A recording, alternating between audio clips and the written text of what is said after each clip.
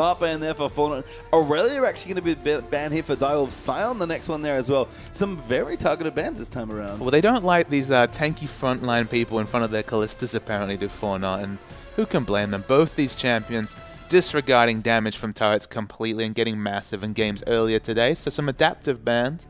But the frontline tanking mem, only Malphite left up now. I mean, maybe Malco there as well. Hasn't seen too much play, I guess, but you're right, there's not a whole lot left going on. We'll see what Dials want to take for their third ban now as well. Don't have too much longer to decide what they want it to be, and it is going to be Wukong. Respect given there to the Fortnite jungler. It's been a real rough time for Naya. He's really struggled. He's tried the pocket picks, the Wukong, of course the Sejuani we just saw, and they're just not working for him. The stuff that worked, there was the standbys of his champion pool in the Challenger Series, really struggling to make those work. So I'd like to see him move back to a meta jungler. Maybe he needs to move back towards the Jarvans and Lee Sins of the world, but a targeted ban targeting his champion pool. We're waiting for him to kind of step up to the OPL and give us a really big game-winning performance from the jungle, because Naya and Moya are the cornerstones of this lineup. Yeah, CJ kind of plays clean up there as well, but Cassidy in the last ban there for Fauna makes a lot of sense. A pretty good champion, but that might just give Perfection one of his best performing champions so far in the OPL. That is Lissandra Hover. It's worth noting that we're on 5.2. Look at some of the champions that made it through this pick and ban. With the Hecarim, Scion, Aurelia, and to some degree Nidalee, or the Wukong especially, all adaptive bans. There are some massively strong meta picks on 5.2 available here. Ari's worth a mention. Yeah, I mean, you have to think that favors the Direwolves as well. Fortnite have definitely been known for playing a little bit more of their own style, and if the powerful picks are going over, they're going to go over to the Wolves here, because Fortnite just don't play as many of them. Well, they're going to return to one more of these pocket picks, at least with this hover. I heard some audible groans in the background. They want to see the Amumu. It's won them games. It's not out of the realm of consideration. We just saw a Sejuani, another off-meta pick that's not very popular. So there's still the potential. Speaking of meta, look who's back. It's Lucian. Yeah, Lucian, Janna the lock in there for the bottom lane by Fortnite. And that's interesting with Callista open there as well. CJ did not have a bad Callista game, despite the loss there in the last one. So, pretty interesting here. Very aggressive mobile AD carry. Does fit his playstyle. But they could have picked, Morgana, Callista quite happily here. Had the defensive option. They've taken away some of the super tanks. The Vi was still available, but you're picking up that blocker Morgana. That was an option. But they're going for something that was strong maybe a few patches ago. Of course, the burst from Lucian has been nerfed. Lucian is still very relevant. He's still a good AD carry. He's just not the oppressive lane bully he once was. Yeah, gotta love the Direwolves Udyr hovers there as well. Clearly, shout out to the manager, Rippy, a very well-known Udyr player around the scene. But Direwolves are going to take some different picks most likely into their next picks. They do go with very strong ones as well. Morgana for support, and that's a jungle Jarvan. When I see the Morgana, I have to think. Oh, that's true. Never mind. I have to think there is the potential for the flex pick. That's not actually what I'm alluding to. I'm saying, look, Callista's still available here.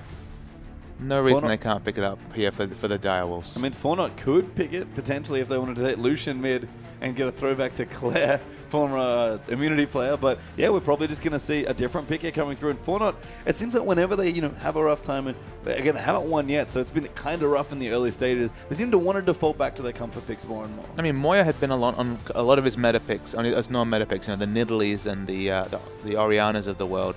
Oriana, of course, kind of a woman for all metas. She's always around, but has kind of fallen away, especially in the OPL, has really been struggling to pick up a win. Went with the Xerath, a very meta pick last game, and kind of got dismantled by Cheese's Swain. So maybe just back to the Oriana for a bit of comfort. Yeah, Oriana, and an easily sin there for Naya. So that's probably my favorite adaptation of this draft so far for Fortnite. Just taking a more aggressive jungler for Naya. They still kind of lack a ball carrier. Their damage is okay. Lucian in the late game can tank bust. He's kind of unique in that he's a lane bully and to some degree a tank buster, although his lane bullying was what's been targeted by a lot of the recent adjustments to him. Kind of seeing his, you could argue, superior friend hovered over in terms of Graves. It feels like Graves is a slightly overtuned Lucian at this point. I'm excited to see the Tristana, but King, he's got all the options open to him. I think it's going to be the Callista based return. Yeah, we'll have to see. I mean, that wouldn't surprise me at all. We've seen a lot of players just really love Callista. Seen some play in the OPL so far, but not too much. And King has pretty much whatever he wants to do in this lane. Lucian, Janna, pretty safe to take almost any champion into here. And Direwolves can have a few more seconds, but might look to get even more aggressive, actually. Considering the Graves, I mean, we know Graves' laning potential. In a lot of ways, he kind of outclasses Lucian, so it does feel like he's going like for like here, and he's happy to duke it out with C&J, who might be, a bit on the back foot in terms of recent form. Look at this last lock-in. Diana top. They show the meta sometimes to Fortnite, but they always have a curveball for you. Yeah, there's almost always a chick, a the champ, sorry, I meant pick, and then I went to say champ. A pick there where, you know, we had the Sejuani last game for Naya, and now we have the Diana here for Carlos's God. It all looks safe until the last pick, it feels like, for Fortnite. So a lot of dive coming out of Diana, has decent wave clear. Diana does a lot of things decently. She always feels like she's one buff away from being really, really popular. This is 5.2, so her shield changes haven't quite come into play. Hopefully, I think tomorrow we're moving on to 5.3, so we might actually see a big pickup of Diana play. She becomes a bit more reliable with the shield. It'd be interesting to see that the Diana versus Lissandra matchup in top will be very interesting to me. You can get some good wave clear, and potentially if you can wave clear and poke with that Q, the use of mana there can be very effective. But Lissandra's so much more reliable than Diana. She does one thing, but she does it so well.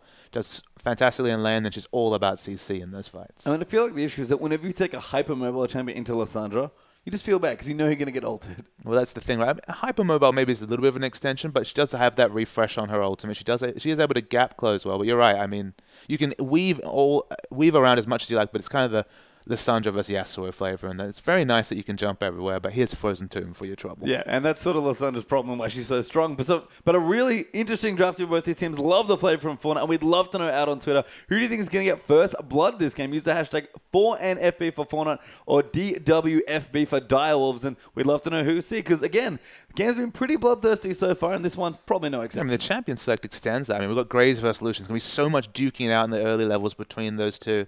And the mid lane probably not going to be the first blood source, the Orianna versus Xerath, but always the potential with the ganking of Lee Sin and Jarvan. There's a lot of action across the board, a lot of AoE team fights coming in. I kind of just want to see Fortnite get a win, just because I want to see Orianna push up there and get a win finally. Did Ari drop through the draft, by the way?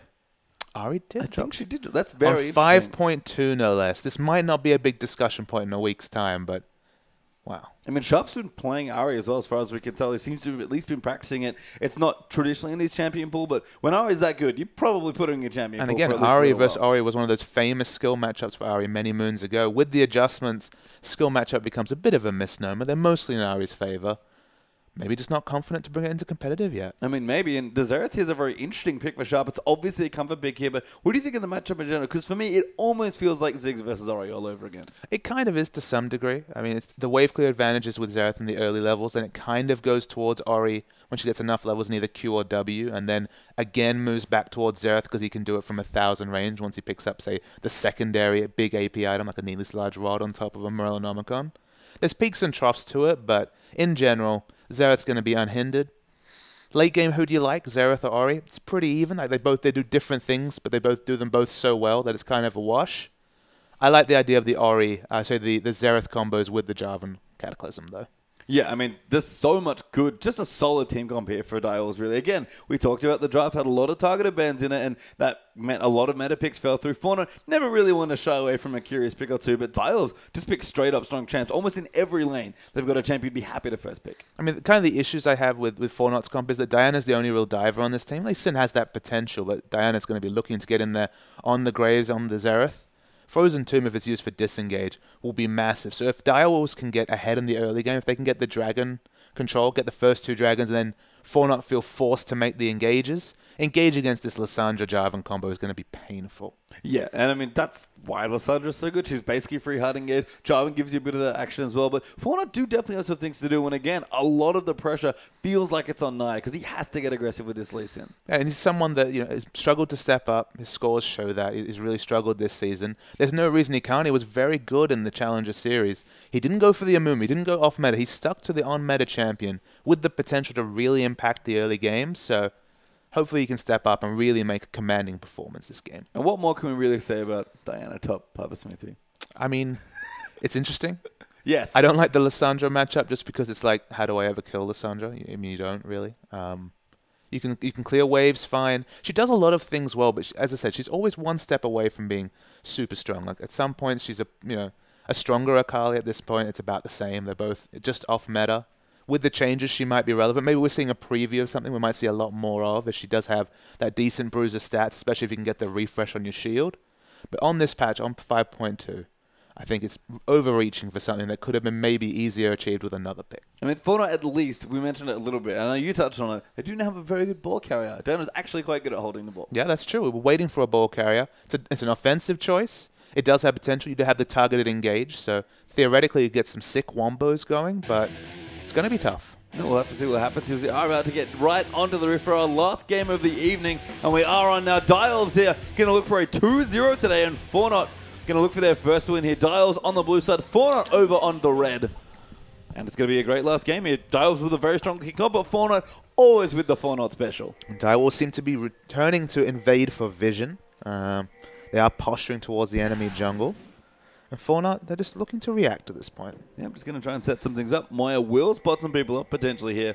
But Dial's going to get some pretty deep wards in here as well. Fornot not really around. They do see them, but can't really stop the big stack of Dial's players in towards the top side. Diana might have to be a little bit careful here as well. Dial's will get all the vision they want. Yeah, they're invading for vision. There's not an obvious lane swap situation coming, because if anything, they'd be happy to have a Lissandra versus Diana matchup. I think Diana would struggle more in a 1v2 than Lissandra. That's clear, given it's a melee champion whose wave clear in early levels especially kind of requires auto attacks to proc that passive. The Q damage at early levels isn't enough to really get the last hits, whereas Lissandra has wave clear for days, let's be real. So, not necessary, but I mean, obviously you give yourself the most options if you invade for vision, because you can choose to vertically jungle, you can choose to try and go for a 3 buff, or you can just return to lanes with just that much more information about which side Naya starts on. Yeah, I like the line of wards. It's almost a trail of breadcrumbs for Direwolves there. Going to put them up in towards, all the way curling up towards the side of Fornot's red buff there as well. So plenty of vision, but it looks like we are going to break it into standard lanes here. Yeah, and we see King on the screen, of course. He's the man we're tracking this game after a wonderful performance early and just an amazing step up to competitive.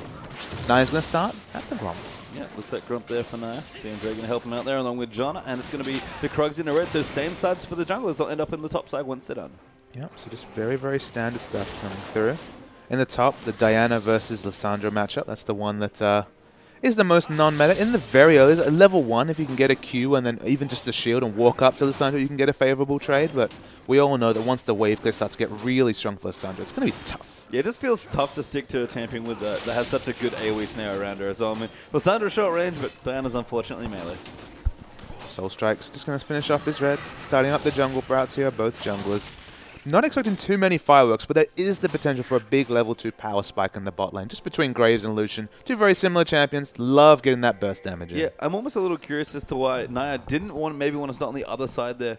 To maybe get in towards the bot side, because that might be where he wants to go. It looks like with the aggressive push though for Fornot, not going to get in there too aggressively. And Naya, if he wants to look for another game, could potentially go now. But even top lane's pushing. And Soul Strikes, we remember the last game we saw from Soul Strikes against Legacy was 3 buff to start, so was very behind, but kind of picked up into some advantages with the Scuttle Crab. He's actually got himself in very good position for a game. Yeah, actually, this is bad news here for CNJ and friends. King actually kiting back nicely. CNJ does get ignited. The binding hits perfectly as well. And King, they tried to kill him, but he picks up first blood instead. One thing we have to compliment Soul Strikes for is the flash EQ combos. He repositioned his knock-up with a flash right at the end. That's the flash used. Got the knock-up. The stun came through. And first blood to Direwolves. And who else but King? Yeah, I mean, that's a great stuff for him. His GPM's already off the charts in the OPL. That's not going to, I mean, that's going to help him, but not help Fornot there. So possibly the worst player for them to give it over to is their aggressive AD carry. Yeah, and if we're willing to go so far as to say, oh, I was going to see the replay, just wait for the EQ flash. It's very good. He was going to miss it, flashed up. Beautiful play. And that's a sign of a good jungler, knowing your ranges so well on that Jarvan. Such a narrow knockup. Beautiful play. Yeah, guarantees the binding there for Chuffer as well. And at that point, CNJ, with all the mobility in the world on Lucian, nothing he can do. Naya does pop his head in the top, which is nice for perfection. He's definitely had a penchant for killing junglers when they walk into his lane. Still had a penchant for racking up those CS values. It's not Hecarim this time, banned away. A different flavor of top laner. But there's no reason he can't start. Just, he's trying to ruin King's Parade, I think. He wants to get on that GPM chart, too. I mean, Perfection's looked very strong in Dive's games, especially on Lissandra. His team fighting is absolutely exceptional on that champion. So, curious to see what does develop there in towards the top side. Mid now as well, Sharp here on the Zereth. Just a slightly tear against Moya, but Moya, thankfully, just having a calm lane. That's all Orianna wants. Yeah, I mean, both of them are on comfort champions. It's just a comfort pick that's way in the meta right now, which is the Zereth against someone who's kind of struggling for relevance. I mean, Moya's big issue in this lane matchup, especially early, is if she tries to walk up to get wave clear, A, the base damages on the spells aren't enough to get instant wave clear, and B, she's going to eat a lot of harass coming from Sharp. This is a person, excellent skill shots as we see him, Moya juke into one of his Zereth Qs, and it's difficult as Orianna. She's not the oppressive long-range mid that she once was. No, I mean, even the auto attacks, which are much shorter range than Zereth spells, can't really help you as back down towards the bottom. King there leading on CS, trying to be a bit aggressive with the zoning, it seems. And Speaking again, of aggression, though, the pickaxe already, the burst potential. They have to respect the Dark Binding. Here we go. that was a very good binding. King, though, goes in. Zelda with a great NATO, though, prepped. And the smoke screen's going to come through. King really wants the kill and will get it. Now CNJ has to be very careful, and Chuffer just blocking as much as he can. King actually getting low. The heal bait, though, right at the last second, and Chuffer's going to get the next kill. I've got to say, King holding on to his spells and using his summoner so intelligently. You watch that. He was exhausted early, got into melee range for a buckshot, but held on to that spell until after the exhaust had worn down. Okay, he had to use his flash, but the results a double kill, and look who's just in position for a cheeky dragon. Yes, 6-minute dragon or so here. Soul Strike's going to help. Looks like Naya's actually going to spot this off, so that's actually quite good. Good stun on landing on a shot. They know they have to peel. King going to go and gets the buckshot down, and there's the kill. Even leave it for the AD carry. That's a dragon for Direwolves as well. 4-0 and a dragon. 2,000 gold already in 6 minutes. The Direwolves are going off. I think King is going to call Chuffer bot. I'd be surprised. No, he's trading on just the strength of his pickaxe here. I say this because he's sitting on 1450 gold. If he gets a couple more minions and shows up with a pickaxe and BF sword at 7 minutes, I mean, this lane is over. That smoke screen was awesome as well. Just sniping the cannon minion away. Don't know what else we'd expect from the highest GPM currently in the OPL, but King, this man knows how to fight and farm. I mean, every Dark Binding, once he goes back to get this BF, so it's going to be a confirmed kill, just because the damage coming through from that buckshot scaling early is disgusting. Yep. And King, we highlighted him, and sometimes it's nice when things line up and he puts in a performance like this. It really is such a strong performance here on Graves. You can tell Dials are even giving him the kills and the skirmishes as well. I did like that Naya checked the dragon, but unfortunately face checked a little too hard. Yeah, I mean, it's not worth harping on to the difference between a pickaxe BF sword against the Vamp Scepter, but problems in bot lane for Needless to say, it's not good for the 4-0 bottom lane early on here. And I mean, you talk about the buckshot, but that ultimate when it comes online as well, it already does ridiculous early and mid-game damage. Yeah, 4-0 have to... There's no point of even counter-ganking this lane for Naya. He pretty much has to just say, all right, you guys do the best you can farming, and I'll try and help someone else. Yeah, and we'll see what it be. Perfection with his ulti now as well. Going to be a bit of a tricky target to gank mid lane. Not too bad actually for Lee Sin's early targets, but this is probably the nightmare scenario for Lee Sin. He wanted to get aggressive early, try and make a difference, but the lane's already going pear-shaped. I mean, it's the nightmare scenario for 4-0. They come into this 0-5 again, struggling to step up to the OPL, and this early game against someone who's on so much of a head of steam as King. You know, it could only be worse if it was Perfection, to be honest, after his performance last game. So, yeah, I mean, Direwolves are in a great spot here, and Naya is going to try and make something happen, but as you say, only really the mid is a realistic option. We could see a Perfection continuing to farm up in the top lane, opening up almost a 20 CS lead, actually. Having a very strong lane. Carlos is going to get aggressive, but Soul Strikes have been called to the top lane. He's going to call to the top lane, but it looks like we're going to see the reaction coming through from Xerath as well. Yeah, that's a good room there from Oh, never mind. It is a good room from Shava. Carlos is going to get ulted there. The stun to follow up. Knock up in there as well. A whole day's worth of CC, and Sharp gets the kill. And the score, unfortunately, reflects the current trend here in the OPL. 5-0, just like the game scores for 4-0 as... Direwolves keep pushing. Yeah, I mean, we talk about Direwolves being an aggressive early game team. This is an overperformance for them as far as early game aggression goes. Yeah, I mean, look, they're just completely on top. As you told the story when you were talking about donating the kills to Graves. They know who they need to put the money on. It's the back of King, who's been so wonderful. And it's across the map. You see Naya is in a good position. They might go for the gank bottom, but is this what they want? So dangerous as well. I mean, he is level 6, but King actually quite low. Naya might try and get the shot on Chopper actually can be in trouble. That's a great teleport there from Perfection. Doesn't have his ulti there, but just going to keep them at bay. Chopper misses his first binding, it seems like, of the game. Naya almost going to get locked up. A good smite actually there to keep him safe, and Perfection going to keep running in. Does flash forward, gets the W. Chopper going to look for the binding. Does actually follow it late, and Graves not in range, unfortunately, for the rest of the damage. Now 2v3. Naya has to be careful. Black shield there, not quite enough, and Lee Sin will get away safely. Yeah, once for the first time in this first 10 minutes, King loses interest in picking up a kill. Just goes to cement the CS lead in bot lane. Roamed there without ultimate did Perfection, so they didn't have the point-and-click stun. Does open up time for Diana to farm up top. She's 20 CS behind. The Negatron Cloak's a pretty good pickup. It double scales with her shield. Gives her extra effective health, because of course the health of a shield is affected by your resistances, so not a bad pickup. The Abyssal Scepter that eventually comes through will be a strong pickup, but might be too little too late. That's very aggressive posturing there from Chopper, who looked like he was going to pull the trigger on the ulti under tower. King does get exhausted there, the black shield down, but that might not be enough. Carl's got down, so King just destroys Lucian. I think it's probably going to go down a goodie from Diana, but what a play there, knowing he's dead, just goes in 1v3 for a kill. Yeah, Chopper just manages to get away from the shockwave coming through from Moya. The damage was confirmed, flashes out, and that's a 10-minute Infinity Edge. Yeah, the standard 10-minute Infinity Edge there for the Graves. I mean, they'll take the shutdown, go well Fortnite. That's good they pick up the kill. They actually get the tower as well, so a very worthwhile teleport there from Carlos' goal, but the Graves is out of control right now. Yeah, the counter pushing in top lane from the Lissandra does manage to get the turret as well. We see Lucian's going to react to that lane. He's not going to find any fun in bot lane, so it probably makes some sense to get the hell out of there. Perfection a bit scary there as well. I mean, right now probably can't kill him, but if he calls anyone up to the top, it's a pretty easy kill there with the ult, but Perfection will back away instead, recognizing that a little extended there with the tower getting pushed out, so he'll wander back. Looks like he'll wander back in as well. He's a little bit alone now. Has to maybe be a bit careful.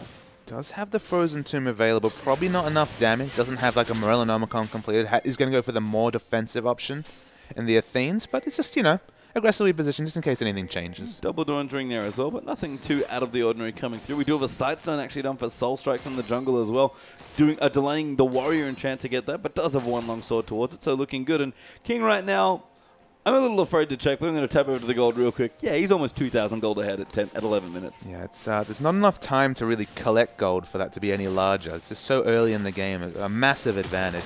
And now you can see Soul Strikes, he's the first one to adapt to this early lead. He's like, all right, I'm going to invade because I know that whoever responds is going to be just that much higher in terms of item power than the opponent. Yeah, I mean, Chopper at this point even comfortably left King alone here. CNJ not very happy, has a 2-level disadvantage as well. King might just look for a dive here. Good burst actually coming through. That buckshot did an unreasonable amount of damage. The ult almost kills him on its own. He's forcing to heal, and King flashes forward, gets a crit, and gets another kill. Yeah, there's no fun across the map as Naya's in trouble as well. Great kick there, but ulti from Perfection's going to lock up the kill. No friends, though, unfortunately, for Naya towards the top side, and things going from bad to worse. Yeah, I'm grimacing a little bit. The damage potential, some of these Direwolves players, they're just so overtuned in terms of items to their opponent. CNJ isn't even going to find any safety under his turret, which is a scary spot for them. And honestly, he wants this turret to fall just to open up a bit of extra area for him to farm, because there's not many safe places to get minions on this map. Yeah, King even doing a little bit of proxying here as well, just to get the turret low. Does last hit it, of course. The cannon's also going to go down, so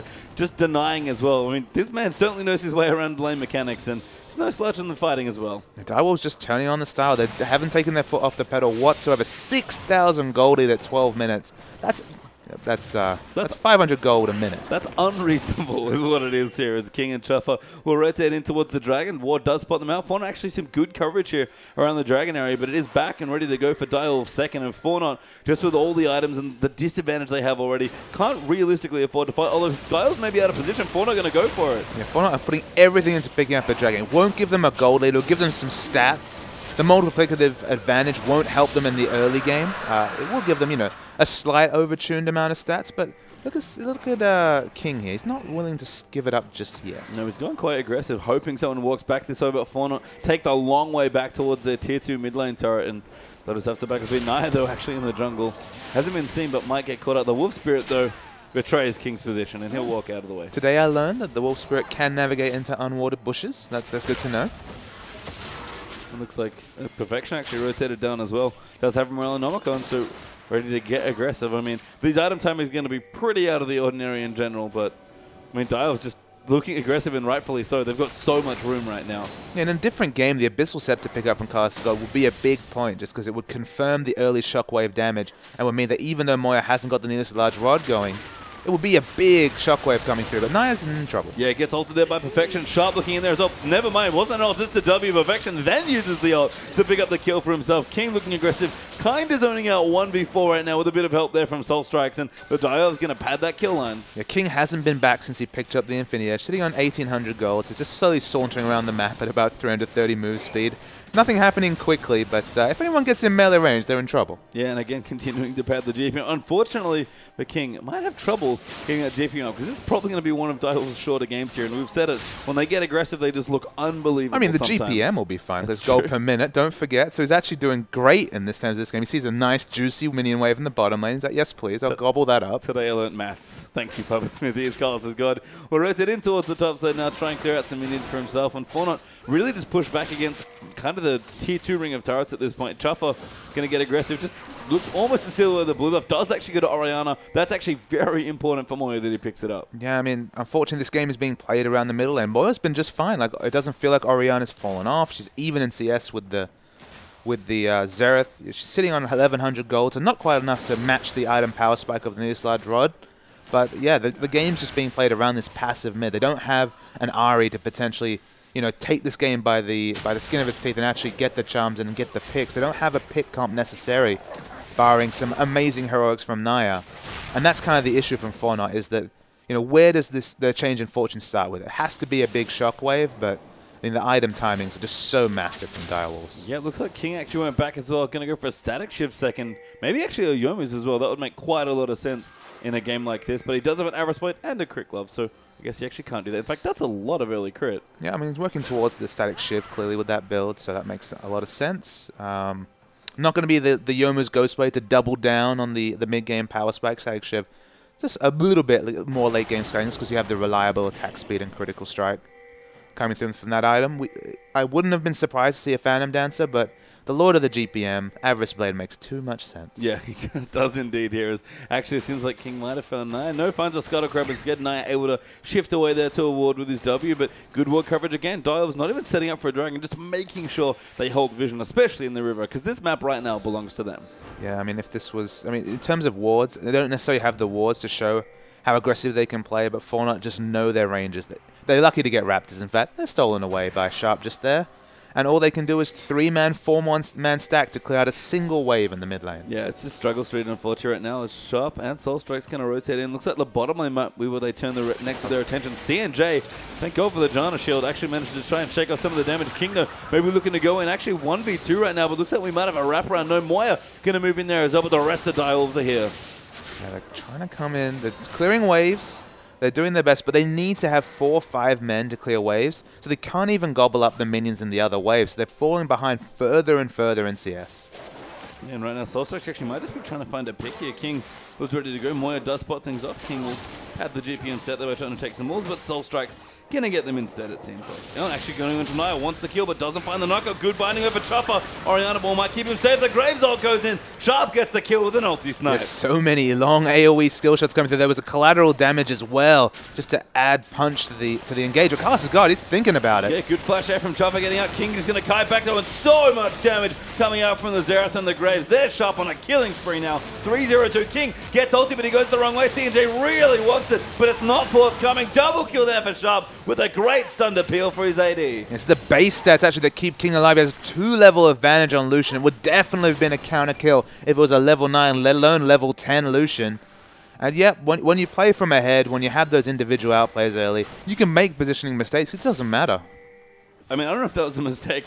I'm pretty sure it was intentionally in the enemy's face at this point. Naya doesn't quite land the Q. Shuffle will try and body block a bit here. And this is a very aggressive tier 2 turret push by Direwolf. I don't know about correcting my flashing into a turret as Graves at half health at 18 minutes into the game as not a positional mistake, but I understand the flavor of what you're saying. Fair enough. Well, he's definitely playing aggressively, and I think the flashing under turret might indicate that as well. Dragging back up in 35 seconds. Baron will spawn for the first time in a minute 20, and Fortnite kind of on life support, but they're fighting still. Yeah, it'll be interesting to see if they try and finish out this game, or if they're going to try and just like surrender at 20. I think there still is the potential to come back, but I think it's more important to them as a team new to the OPL, still trying to find their identity in this Pro League, to play it out and just try and find out what little advantages or what little more information they can find in a competitive setting. Because it's one thing to play scrims out, win, lose, whatever your record is there, but the pro level is that next step up. So play it out and try and learn something. Yeah, potentially still practice to be had there as well. And I mean, the big one you mentioned, Moya's Orianna looking fine so far. I mean, obviously going to be behind at this point. A death cap's now done as well for Xerath here. Even a Majai's onto Chuffer, who's, again, really representing the aggressive Direwolf's flair that we've often seen. He was the original Direwolf as far as aggression goes, and he's showing it off a little. Yeah, he's definitely trying to stack up the AP, maybe help with the burst damage coming out from Graves. Graves is in a lot of trouble. That's a lot of people chasing him down, but King might just go in. A good kick there, a great ulti there, and Naya going to get that shut down again, I believe. 5-2 and 4 now for King. Yeah, you can't outplay that, Patron. Nope, that's just too much good CC, and they use a lot of ultis to get the kill, but they get the kill, and he's worth a lot of gold, so static shift now done for Graves, but that actually might be the Dragon going to 4-0. Yeah, amusingly, he was actually over-leveled actually compared to his opponent, so they actually got the double benefit of the big gold bounty, but also the experience advantage. So it's one small step back into the game for 4-0. Yeah, I mean, that's all they really need at this point. We mentioned that, play it out, still, feel your opponents out. They're very strong, clearly, given the way the game started, but no reason not to keep playing here. Tough are going to try and steal. Xerath's going to go in as well, but will be denied there. And CNJ actually going to get ulti. Perfection will clean him out with the Q and the W. And none of this skill shots nonsense coming out from Lissandra. The flash ult, fine to pick up the kill.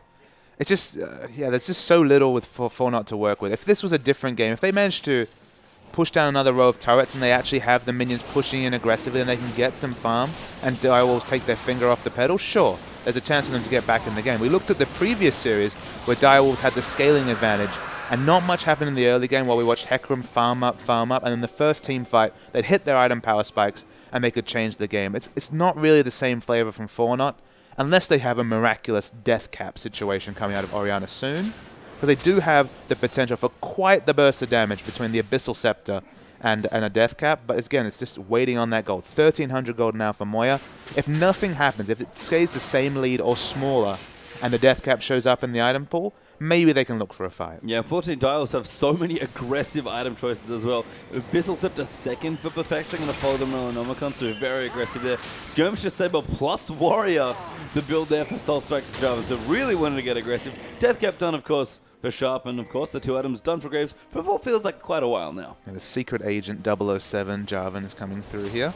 So it's been a very supportive Jarvan, but with the Skirmisher Saber, it says to me, he wants to get in on this kill score. Yeah, he's clearly wants a piece of the pie that Direwolves have made for themselves here, and again, such a strong opening. Looks like Sharp actually might be able to catch someone out here. Soul Strike's going to go in. Zelda caught out here with the Cataclysm and might be able to ulti, but it's probably not enough. Sharp going to go unstoppable now. 5-0-3 on the Xerath. Yeah, when the spells that you aren't maxing are killing people, that's a good sign that your Xerath's strong. That's true. No ulti needed there for Sharp, and I know you use the word overtuned a lot, but that's the best way to describe the Wolves at this point. Yes, across the board overtuned. Is Naya also in a bad spot? Good kick, actually, but the ulti going to come through. King, one crit. Didn't even need a spell. Might even chase C&J out towards the turret. Gets the Revo. Collateral damage almost enough for the rest of the health bar there, but not quite here. And King will just clean up the rest of the CS. I feel like King must have miscalculated his damage because he did the fade away after the collateral damage as if he'd got the kill. No dice. Has to back away. But Sharp gets it instead. Yeah, Sharp's got the range there. I mean, King, short range Graves can't really get in there, but Sharp got plenty of range on the 0. 6-0-4 now on one of his comfort picks here, and it shows. Now 10,000 gold is the lead. 22 minutes into the game. It's worth noting, of course, on the late 4.2, 4.10 patches and onwards with the Dragon changes, you don't have quite the same global gold coming through for a team, so it's a big advantage, and they're going to keep pressing it. Yeah, I mean, might be an understatement there. Looks like Tower Diver's coming in. King around the back, though. Sharp's going to get the first kill. Carlos has got there looking for the shutdown. King happily zoning near the turret. Sharp's going to kite in the back as well. And the 4-0 pretty intelligently backing off there. Perfection still pushing in the top as well. Able to get that turret. And the Direwolves just, again, complete control of 4-0's jungle. Yeah, they have to outnumber massively here, the 4-0, to be able to pick up those kills. So Direwolves just stick to their lanes. They had teleport available the whole time from Lissandra, but no need to rush. Yeah, Perfection actually going to port out of his own lane. Castle got just late on the queue to cancel it here. Perfection going to get a safe recall. Bit of a long cooldown, but he gets away happily. He gets away happily, can go add to his item advantage already concocted. Doesn't have enough for Needless Large Rod, so maybe walk towards the Seeker's Arm Guard. Makes a lot of sense given the standard builds. No one's really deviating massively from builds. I mean, maybe the Magi is a bit of an aggressive choice from Chuffer, but given his penchant for double kills on support Annie, maybe just an adaptation. Yeah, I remember formerly he was the Direwolves AD carry, and he was very aggressive even on one of his trademarks, Tristana. King seems to have kind of risen to the throne pretty nicely as far as aggressive players go, especially in this game. He's casually sitting on 2,500 gold. Yeah, there hasn't been many players in the Oceanic scene to step up so quickly to the top level play and kind of really push advantages. As we see Sharp, I'm not sure how much those ult bolts are doing. Didn't hit any of them, but probably a lot. Yeah, Void stuff here as well. Going to poke there as well. And C&J getting very low here. King might just line up a nice ulti to clean up that kill. If he face checks it, well, C&J, he might even die here. And again, King just wanting to keep getting the GPM up. Apparently, maybe he heard us. Yeah, I mean, Perfection and Sharp are running him close this game. Very high CS values across the board. I mean, you have to say Carlos' God and Moya are doing just fine, especially on a team down so much gold. It's only really CNJ that's struggled with this Lucian pick against the Graves. And it was all the early game there. As Carlos' God actually going to get aggressed on here. The ulti comes through for Perfection. Looks like Soul Strike's also quite low. It's all Perfection. That's the flash away. CNJ gets that kill. That's very important. But King running rampant there. Sharp is legendary as Lissandra cleans out Lee Sin and Xerath cleans out Diana. CNJ, no good places to run. We'll just try and keep the Wolves distracted and recall back. Zaldo could be in trouble as the rest of them are going to try and dive through. But King just going to try and push for a turret instead. And they do pick up the kill on Soul Strike. It's only a 2-for-1 trade, so given how the game's gone, not that bad for Direwolves, but most importantly, the range auto attack is still alive, and they're going to try and push this in. Yeah, King in a pushing. Doesn't have a vamp set yet, just the Doran's Blade, so not that much life. So I'm really wondering what Artem is setting for, because he's approaching, yeah, he's done it. Almost 3,200 gold now in the bank. I think he's just looking for the interest rates to change a bit, sitting on 3,200 gold. Maybe the wins will change sometimes later on the Rift, but he's not really in any rush to complete a gold to change his item. Probably should have kept the Everest Blade then if that was his strategy, because I mean, the gold's ticking up pretty quickly, but he's going to have to go shop one day. I mean, still very strong, obviously, with the 2 items, but King, don't let the 2 items fool you at 26 minutes. He's got a mountain of gold to push into. Maybe going to be straight Bloodthirster. That's the only real obvious pickup that he could be saving for, barring the Trinity Force Graves.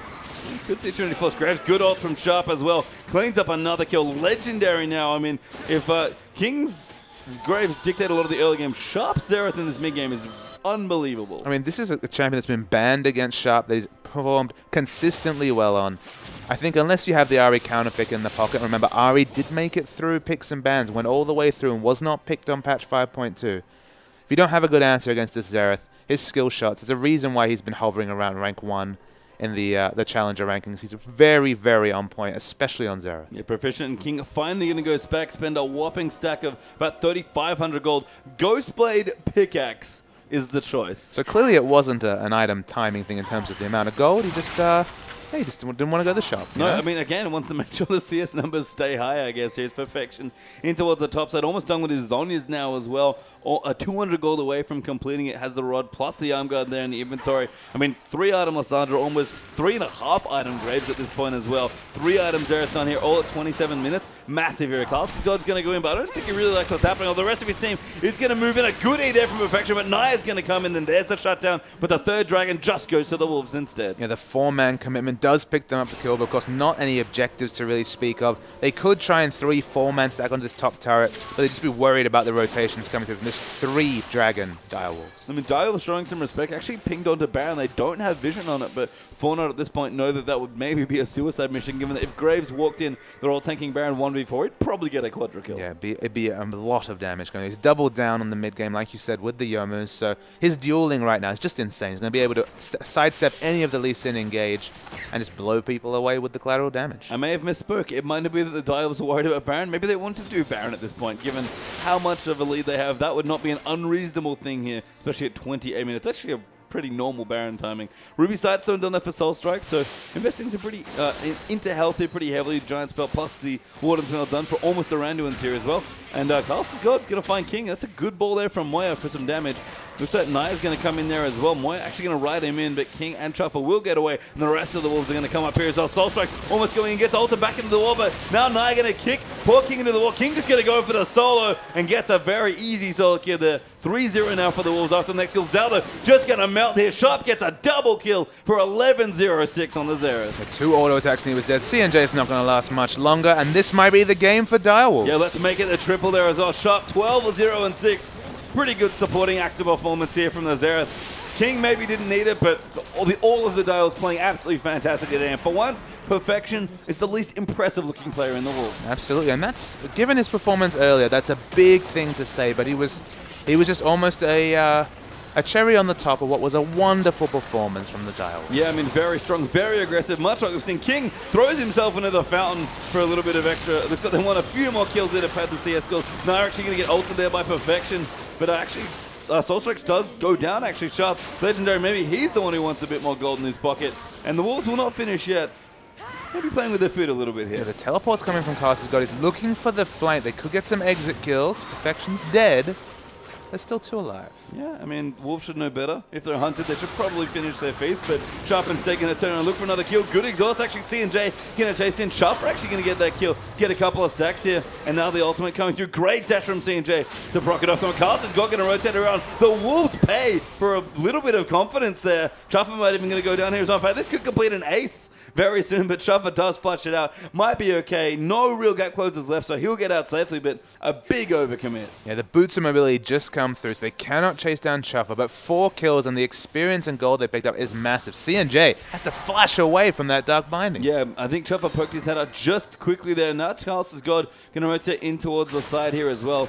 Probably a killer going on. Looks like CNG good dodge of the binding. Bit of outplay. Does get ignited though. The pool is enough to kill him there. And Chuffer will get a couple more Magi stacks. We see King is in the mid lane. He wants to finish this game. They have a bare Nexus, so he is going to be taking more than 1 man to stop. Yeah, and we'll have to see. He's got 4 items of the last Whisper done as well. Good damage actually by Moya. He's done with his death cap. The ulti coming in, but King flashes over it. Gets the kill on the Moya. Now Naya in trouble. Actually going to chase it. He gets ulted in the face mid-Q. Zaldo forced to disengage with the monster. And King basically soloed 2 people. I mean, just a human highlight reel as King with the amazing play. I love the flash on the Shockwave. You might expect them to flash backwards, but flash straight forwards, get in that melee range, buckshot to the face, and use the collateral damage to stop the Lee Sin Q that would have killed him. Carlos is God. Oh, does Zoni's at the end. But I think King's going to look for a smoke screen kill almost. Goes on a killing spree, Will King, after his last death. 10, 3, and 11 now on the Graves. And Mid and Hib's going to go down. Top's already been felled by the Wolves. Perfection going to go back in. Good flash W forward. CNJ can be in trouble. Sharp going to miss a few ulti-bolts there, but CNJ getting chased down there. Perfection will get the first kill. Not going to go down. Zalbo wanted it so bad, but couldn't finish off him. Moya and Naya trying to defend here, but the Dire Wolves here, just complete control. Yeah, the death timers are getting longer. It's only 30 minutes in, but they're just around 30 seconds. They have to respect them a little bit here, Dire Wolves, but King's going to come back in. Yeah, looks like Chopper going to use the ulti there. King moving in there. Good ulti actually on the Soul Strikes, but King will get the next kill. Does get it onto Lee Sin. A great stun, I believe, for Sharp to set that all up. And the Dials at 36 and 11 on the kills. King almost 300 CS in a 32-minute game is on, but he might just go over in the last few elements. The Nexus does explode there, and the Dials put on one hell of a show. That was quite the performance. They turned on the style. You feel bad for kind of heaping on a Fallout team who are now 0-6.